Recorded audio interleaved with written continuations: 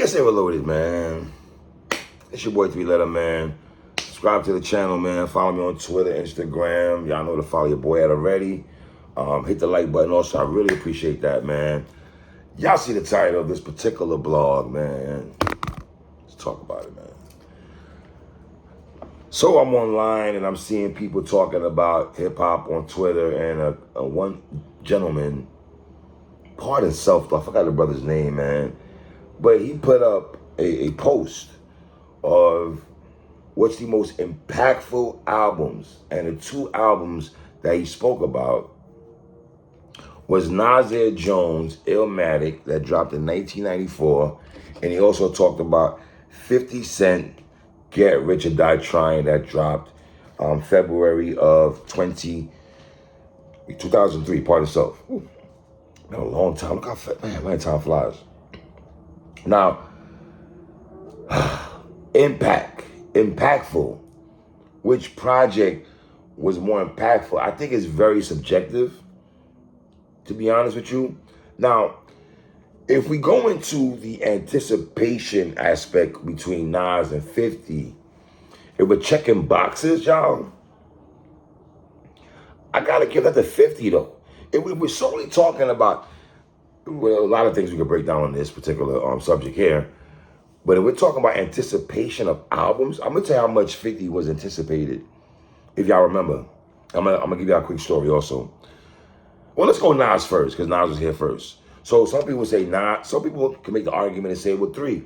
Nas was here first, so of course the gap, there's a big gap between 1994 and 2003, right? Nas was not on his first debut album in 2003, right? You gotta look at Nas right quick let's break down Nas right quick, man. We had him live at the barbecue with Large Professor, talk about him snuffing Jesus. He was on the Back to the Grill Again. With all due respect to Tone and MC Search, I believe was on there. Who was that? Chubb Rock was on there, I believe. Back to the Grill Again, the Grill Again.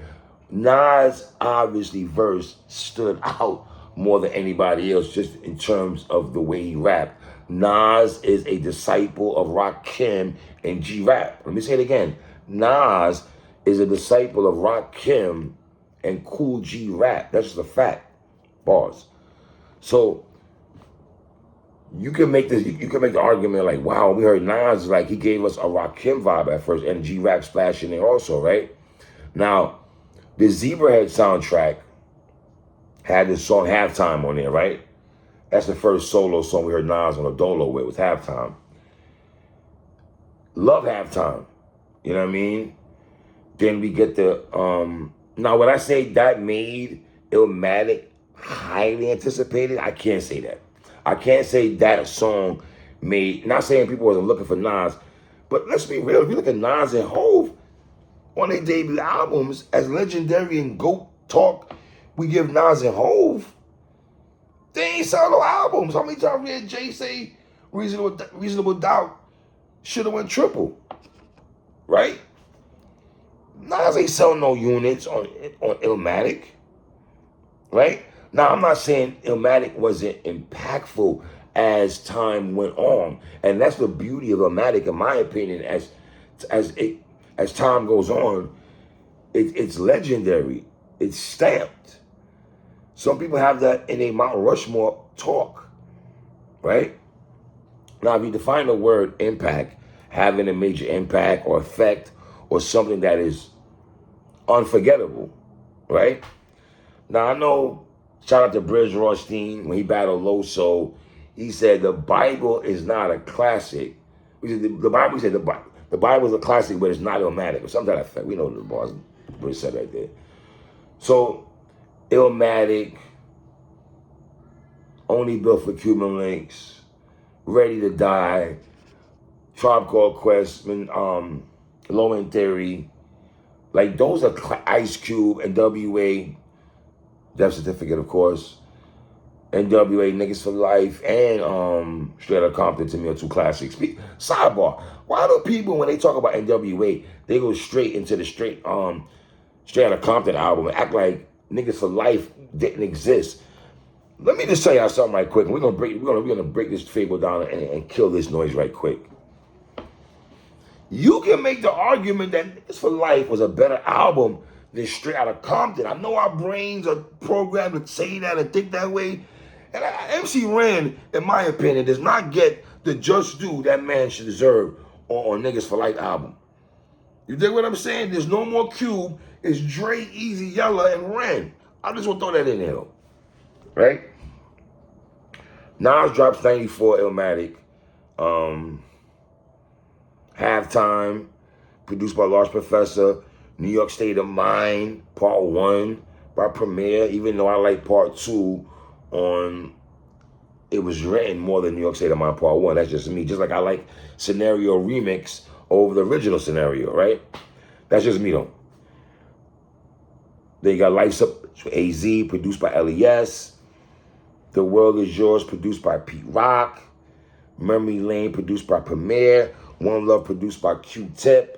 One Time for Your Mind, produced by Large Pro. Represent, produced by Premier.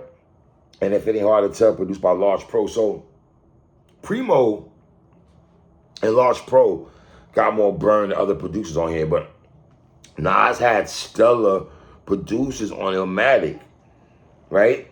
This is a 5-mic album. There's no ifs, ands, or buts about that.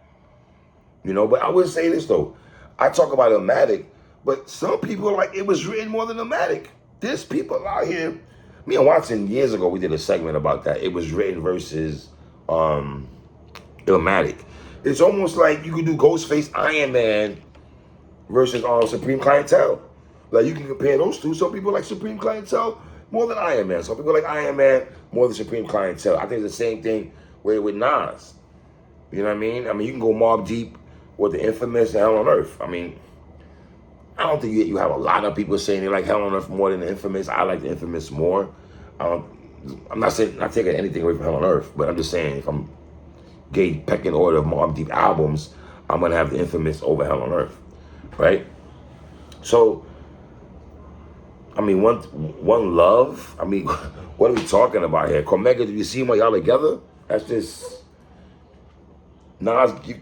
One Love. How many videos he had? One Love, he had a video for One Love, video for Halftime, video for World Is Yours. It Ain't Hard to Tell. Was it 9, 10 songs on Illmatic? And Nas came through with a banger, man. Let's be clear on a banger. This is a hip-hop classic, right? Now, we go to 50 Cent right quick. You gotta remember now, Power of a Dollar, in my opinion, doesn't get spoken about enough, but we're not talking about Power of a Dollar right now. But people act like Power of a Dollar by 50 Cent just didn't exist. For whatever reason, they want to do that. But we're gonna stick to Get Rich or Die Trying. Fam, y'all remember Get Rich or Die Trying? It was February something around that time when it dropped. I never forget this. And they dropped it early because, fam, me and my man had the bootleg 50 Cent Get Rich or Die Trying about 2 weeks, about a good week before it came out, right? That's when we had the coin flipping in the beginning. I was running around selling them joints like hotcakes. Real talk on my mama. I made some good change off selling 50 Cent Get Rich or Die Trying, bruh. So, I always say this about 50, man. You got to go back to 02 before we go to 03. He's the first rapper that I've seen perform mixtape songs on a show, and everyone knew all the mixtape songs before his album. To stand there and watch people know his verses from mixtape joints, it was just crazy to me, right? So, I mean, once Wankster came out of there, In the Club, if I'm going to compare Nas In the Club to Halftime or The World Is... Now, which song I like more? I do like Nas, The World Is Yours at Halftime more than In the Club. But we're talking about impact. You can't tell me Curtis Boo Boo Jackson, a.k.a. Ferrari F550. Impact? In the Club was everywhere.